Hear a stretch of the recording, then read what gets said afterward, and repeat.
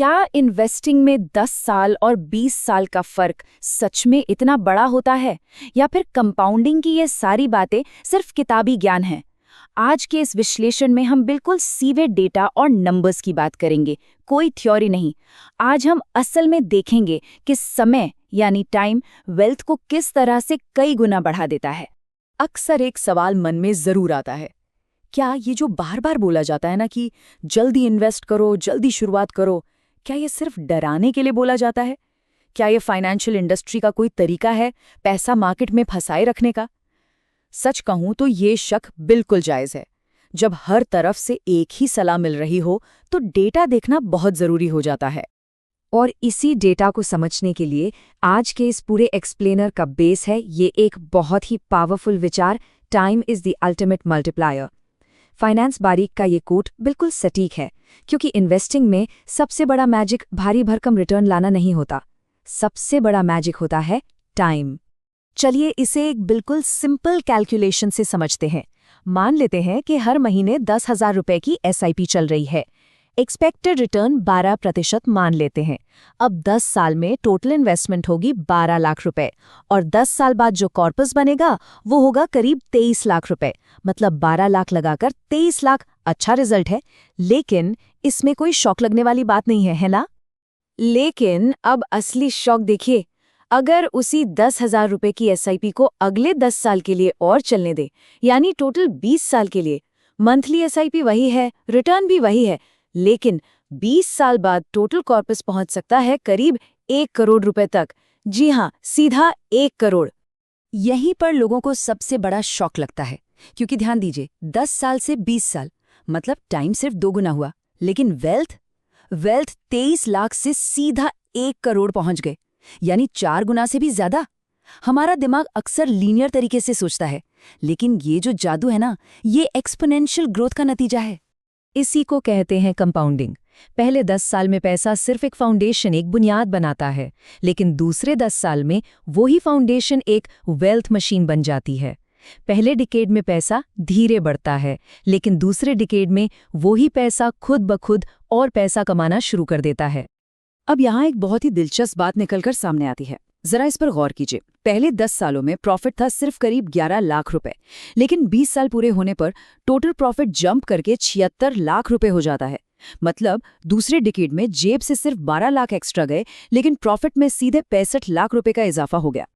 चलिए अब एक और कमाल का कंपैरिजन देखते हैं, जिससे ह्यूमन बिहेवियर और मैथ्स का खेल समझ आता है। एक है इन्वेस्टर ए जो 20 साल तक हर महीने 10,000 लगाता है, और दूसरा है इन्वेस्टर बी जिसने थोड़ी लेट शुरुआत की। अब अपनी देरी की भरपाई के लिए इन्वेस्टर बी ने 10 साल तक दोगुनी रकम यानी हर महीने 20,000 रुपए लगाने का फैसला किया। अब रिजल्ट हैरान करने वाला है। दोनों ही इन्वेस्टर्स ने अपनी जेब से बिल्कुल बराबर पैसा लगाया, यानी 24 लाख रुपए।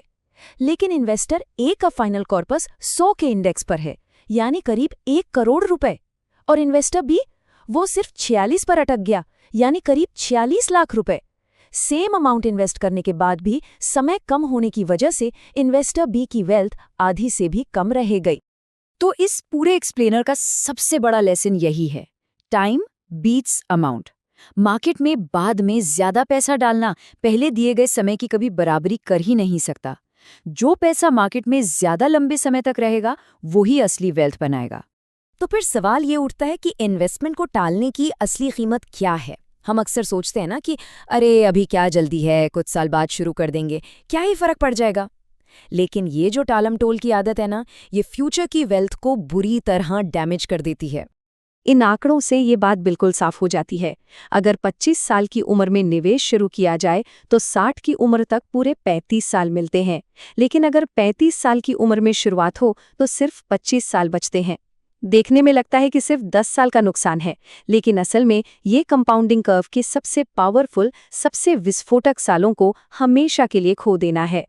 चलिए इसे 3 अलग अलग फेज में तोड़कर समझते हैं। पहला फेज यानी शुरुआती 10 साल थोड़े बोरिंग होते हैं, ऐसा लगता है कुछ हो ही नहीं रहा। फिर आता है दूसरा फेज जहां मोमेंटम बनना शुरू होता है, और फिर आता है तीसरा फेज जो 15 से 20 सालों के बीच हिट करता है। यहाँ एक्सपेंशन बिल्कुल हॉकी स्टिक जैसा होता है, सीधा ऊपर। शुरुआती सालों में लगाया पैसा ही इस तीसरे फेज में सबसे ज्यादा बार कंपाउंड होता है। तो अब एक बहुत ही लॉजिकल सवाल मन में आता है, अगर कंपाउंडिंग इतनी ही पावरफुल है तो ज्यादातर इन्वेस्टर्स 5 साल बाद ही हार क्यों मान लेते हैं? क्यों वो एसआईपी बंद कर देते हैं? दरअसल ये एक साइकोलॉजिकल ट्रैप है। लोग शुरुआती सालों का पोर्टफोलियो देखते हैं और भारी निराशा फील करते हैं। होता क्या है कि शुरुआती नतीजे अक्सर सारी कहानी बयां कर देते हैं। मान लीजिए 10,000 रुपए की एसआईपी है, 5 साल बाद टोटल इन्वेस्टमेंट हुई 6 लाख और प्रॉफिट दिखता है सिर्फ करीब 2 लाख रुपए का। इसे देखकर लगता है इतने साल वेट किया और बस इतना ही पैसा बना। और इसी इम्पेशंस के चक्कर में अक्सर लोग इन्वेस्टमेंट रोक देते हैं। लेकिन सच तो ये है कि पहले 5 से 7 साल सिर्फ और सिर्फ एक तैयारी है। इस दौरान मैथ्स अपना काम कर रहा होता है, बैकग्राउंड में फाउंडेशन बन रही होती है। अगर कोई इस फेज में हार मान ले तो वो उस तीसरे फेज की भारी भरकम ग्रोथ तक कभी पहुंच ही नहीं पाएगा जिसका इंतजार था। चलिए एक बहुत ही सिंपल मेंटल मॉडल की मदद से इस ग्रोथ के मैकेनिज्म को समझते हैं। इसे कहते हैं रूल ऑफ 72। ये एक कमाल का फॉर्मूला है जिससे ये पता चलता है कि पैसा कितने सालों में दुगना यानी डबल होगा। आपको बस 72 को अपने एक्सपेक्टेड रिटर्न रेट से डिवाइड करना होता है। इसे ऐसे समझिए, अगर एक्सपेक्टेड रिटर्न 12% है तो 72 को 12 से भाग देने पर आता है 6, यानी पैसा हर 6 साल में डबल होगा। अब सोचिए 10 साल में पैसा मुश्किल से 1.5 बार डबल होता है, लेकिन 20 सालों में ये 3 बार से ज़्यादा डबल हो जाता है। और सबसे बड़ी बात, हर अगला डबलिंग साइकिल पिछले से कहीं बड़े बेस अमाउंट पर होता है, इसलिए बाद के सालों में ग्रोथ इतनी तेज दिखती है। तो अब तक हमने जो भी डिस्कस किया, क्या इस वेल्थ बिल्डिंग इंजन की स्पीड को और भी बढ़ाया जा सकता है? क्या कोई ऐसा टर्बो बूस्ट है जो कंपाउंडिंग के इस जादू को और भी तेज कर दे? बिल्कुल बढ़ाया जा सकता है, और इसके लिए जो स्ट्रैटेजी यूज होती है उसे कहते हैं स्टेप अप एसआईपी। इसमें होता यह है कि हर साल मंथली इन्वेस्टमेंट को एक फिक्स्ड परसेंटेज से बढ़ा दिया जाता है, ताकि जैसे जैसे करियर में ग्रोथ हो, सैलरी बढ़े, वैसे वैसे वेल्थ भी उसी रफ्तार से बढ़ती रहे। इसे एक बहुत ही सिंपल उदाहरण से समझते हैं। पहले साल एसआईपी रखी 10,000 रुपये महीने, दूसरे साल इसे सिर्फ 10% बढ़ा दिया यानी 11,000 कर दिया, तीसरे साल ये हो गई 12,100 रुपये। बस हर साल ये एक छोटा सा इंक्रीमेंट और ये फाइनल कॉर्पस के सफर को कई गुना एक्सेलरेट कर देता है। यहाँ लॉजिक बहुत सीधा है।